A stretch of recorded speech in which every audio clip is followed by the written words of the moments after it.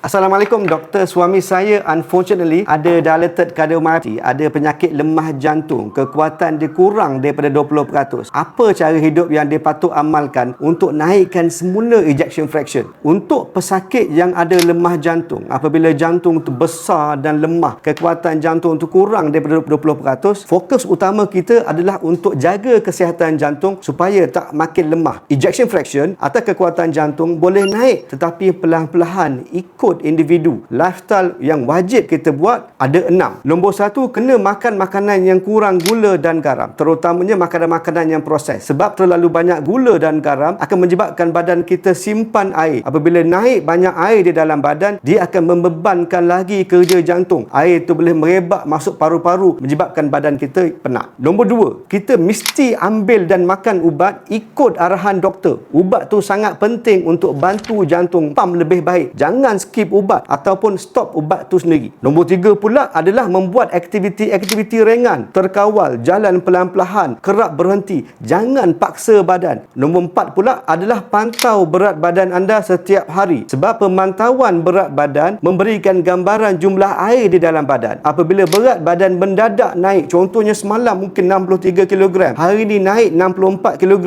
itu bukan lemak, itu air. Nombor 5 pula, tak cukup tidur dan elakkan stres. Kualiti tidur dan elakkan daripada stres sangat penting, sebab stres dan kekurangan tidur akan menaikkan keredangan di dalam badan, membuatkan jantung kita kerja lebih kuat, menaikkan beban kerja jantung. Nombor 6 pula, mesti elakkan rokok dan vape dan alkohol, sebab tiga-tiga benda ni menyebabkan keredangan dan benda yang tak elok untuk kesihatan. Dan yang paling penting, passive smoking, passive vaping pun tak elok. Kalau orang sebelah tu tengah isap rokok atau vape, kau lari jauh-jauh. Penting untuk faham, matlamat utama sekarang adalah untuk stabilkan keadaan, kurangkan simptom dan cegah daripada lebih teruk. Kalau respon baik pada ubat, disiplin dengan lifestyle, EF boleh menangkat, insya-Allah.